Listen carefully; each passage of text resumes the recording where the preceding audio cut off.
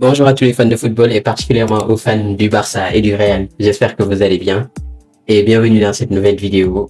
Première vidéo de la chaîne où on va parler un petit peu du Real Madrid et de ce qui se passe actuellement dans le club. Dans ma dernière vidéo, j'avais parlé d'une mini-crise du côté du Real Madrid, mais en réalité, c'était pas une mini-crise, c'était vraiment une crise énorme.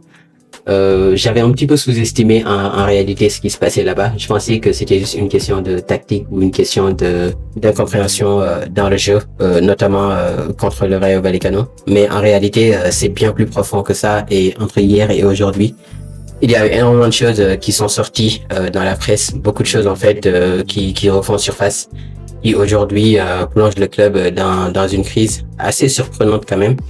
Parce qu'aujourd'hui, on voit que les résultats du Real Madrid sont très corrects, vraiment. Ils sont premiers en Ligue des Champions, ils sont premiers en Liga, ils sont dans le top 8 en Ligue des Champions. Leur équipe tournait relativement bien, il faut le dire.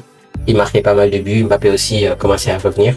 Donc c'est quand même très surprenant de voir qu'ils sont vraiment dans une galère sans nom. C'est causé par plusieurs choses, donc un vestiaire qui est disloqué, un coach qui n'est pas compris, des joueurs aussi qui se croient être au-dessus de l'institution du Real Madrid. Donc moi j'ai beau ne pas porter le Real Madrid dans mon cœur, je sais que c'est un club qui est assez puissant point de vue institutionnel et point de vue administratif. Donc c'est très surprenant en fait d'apprendre que il y a des joueurs en fait qui se prennent pour je ne sais pas quoi alors qu'en réalité ils n'ont rien gagné ou alors ils n'ont pas encore gagné quoi que ce soit. J'ai envie de dire qu'ils ne sont pas légitimes en fait pour demander aujourd'hui tout ce qu'ils demandent. Moi, en fait, tout ça, ça me fait penser à ce que Laporta disait l'année dernière quand ils ont recruté Mbappé. Donc, il disait que d'accord, c'est bien beau d'avoir de grands noms dans un vestiaire, mais il faudrait veiller à ce que ça perturbe pas l'entente du groupe et que l'équipe tourne bien malgré les nombreuses stars. Donc là, on voit que typiquement, c'est ce qui arrive au Real Madrid. En fait, ils ont beaucoup de stars, beaucoup de joueurs en fait qui pèsent énormément avec leur ego. Et du coup, c'est très compliqué de gérer tout ça, surtout que Xabi Alonso, qui est vraiment un bon coach. Moi, j'aime bien Xabi Alonso et ses méthodes, mais on voit qu'il lui manque quand même les épaules pour gérer autant de stars dans un vestiaire en fait. Donc, on voit que le vestiaire n'est vraiment pas équilibré. Tu as potentiellement 3, 4, 5 joueurs qui peuvent prétendre au Ballon d'Or, des joueurs qui sont de classe mondiale et forcément, tu ne peux pas faire jouer tout le monde, tu ne peux pas contenter tout le monde. Et donc forcément ça pose des problèmes. Par exemple ici on voit que quand ils enchaînent leurs 3 Ligues des Champions sous Zidane et aussi quand Ancelotti était déjà là avant, on avait quand même un vestiaire qui était très très équilibré parce que il y avait de la jeunesse mais il y avait aussi des tauliers. Par exemple sous Zidane, t'avais Ronaldo, t'avais Benzema, t'avais Bale, t'avais aussi Modric et Marcelo. Qui étaient des tauliers qui n'étaient là que pour jouer au football. T'avais aussi des Casemiro en fait, donc qui n'étaient là que pour jouer au football. Du coup, ils pouvaient accompagner tout ce beau monde-là pour qu'ils gagnent en fait. Il n'y avait pas une question d'ego, il y avait rien du tout. Et sous Ancelotti, l'année d'avant, t'avais Kroos, t'avais Modric, t'avais aussi Nacho et Benzema qui étaient là en tant que leader, qui accompagnaient la jeunesse. Tous ces joueurs-là sont partis et il n'y a pas eu de vrai taulier, il n'y a pas eu de vrai leader en fait qui s'est instauré depuis lors dans le vestiaire. Un joueur capable de calmer le vestiaire, capable d'être leader. Du coup, ça se voit aujourd'hui que les jeunes, les Vinicius, les Mbappé, les Bellingham, même si Mbappé un peu moins, sont vraiment des princesses en fait, ils se croient tout permis alors que en réalité, bon, certes ils ont tout gagné, mais ils ont plus faim. Ils ont plus faim en fait, ils ont tout gagné, ils sont là que maintenant pour du bling bling.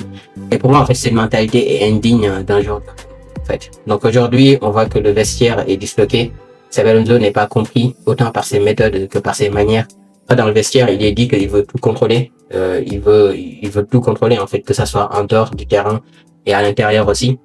En fait, il faut contextualiser ça parce que si par exemple les joueurs se comportaient bien en dehors du terrain, le coach allait pas s'immiscer dans leur vie.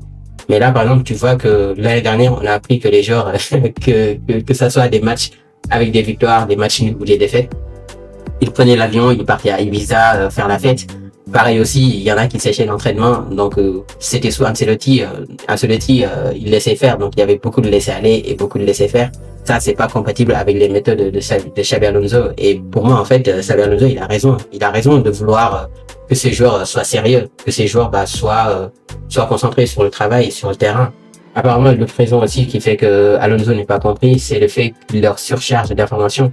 En fait, le Real Madrid n'a jamais été un club où la tactique et les schémas assez poussés étaient au cœur du jeu. C'est un club qui a un jeu direct, un jeu vraiment assez, comment dire, peu moderne en fait, pas du tout moderne par rapport au football actuel.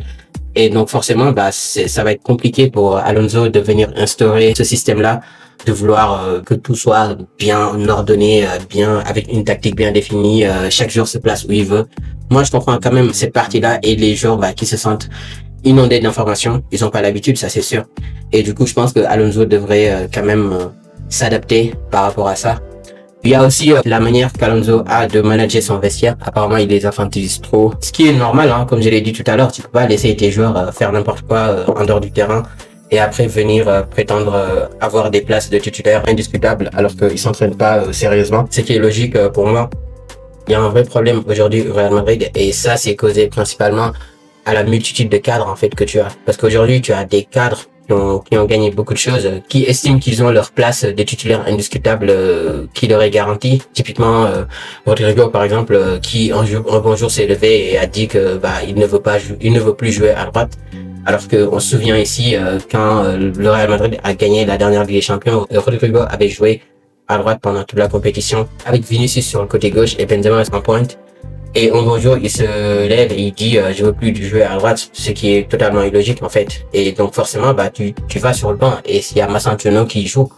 Et il y a beaucoup de personnes en fait qui reprochent à Xabi Alonso d'avoir donné beaucoup de temps de jeu à Mascherano qui est jeune, qui vient d'arriver. Et c'est logique, il y a personne qui veut jouer sur ce côté. La personne qui devait jouer là-bas dit qu'il veut pas jouer. Donc forcément, tu vas sur le banc et il y a un jeune qui arrive et qui prend ta place, ce qui est logique en fait. Donc il y a beaucoup de problèmes comme ça, donc des joueurs en fait qui se prennent pour des princesses. Par exemple, il y a Bellingham aussi, franchement, vu les dingueries qu'il a fait aussi, moi ça me déçoit un peu parce que il y a un problème d'entourage quand même.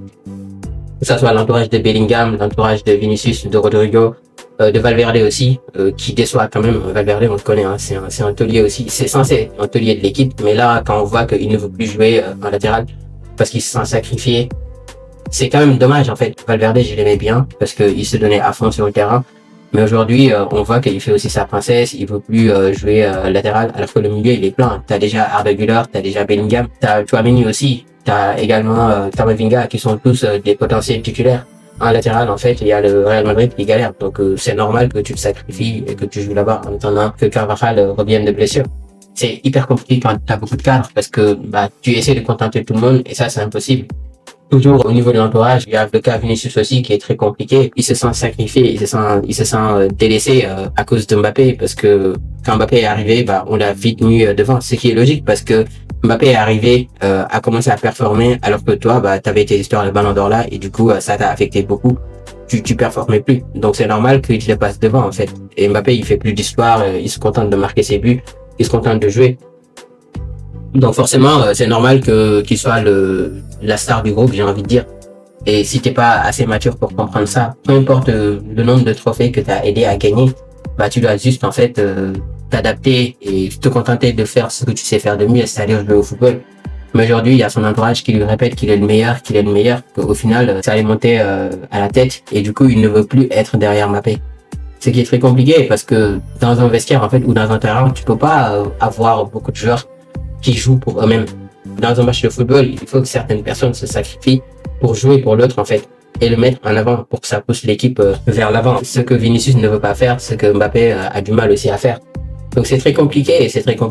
Moi en fait, je pense que pour sortir de ce problème-là, il faut régler en fait cette histoire de cadre. Soit en laissant Rodrigo partir, et je pense que Rodrigo il va partir cet été, soit essayer de résoudre le problème entre Mbappé et Vinicius, soit en mettant les deux titulaires en numéro 9 et jouer 4-4-2 derrière, 4-4-2 avec Mbappé et Vinicius en pointe et Mascherano le faire tourner ou alors essayer de changer de tactique. Mais ça c'est hyper compliqué aujourd'hui parce que tu vas pas changer de tactique en pleine saison, c'est n'importe quoi. Il y a aussi un autre aspect, c'est le fait que Alonso en fait il n'était pas le coach choisi par Perez. Apparemment Alonso en fait a été placé là par des gens qui sont hyper bien placés dans le club. Donc c'était pas le premier choix de Perez. Donc Perez en fait il soutient plus les joueurs que Alonso, ce qui est dommage. Parce que pour moi un président doit tout le temps être derrière le coach. D'autant plus que tu as un vestiaire en fait qui est disloqué, tu as un vestiaire où il y a beaucoup de laisser aller, beaucoup de laisser faire et ton coach en fait essaie de corriger tout ça. Donc pour moi en fait le président doit se mettre derrière le coach plutôt que l'inverse. c'est hyper compliqué quand même ce qui se passe au Real Madrid. En tout cas, on voit que les joueurs qui performent le plus sur le terrain, bah, sont les joueurs en fait qui sont plus disciplinés, qui sont plus à l'écoute du coach, à l'écoute de ce que demande le jeu.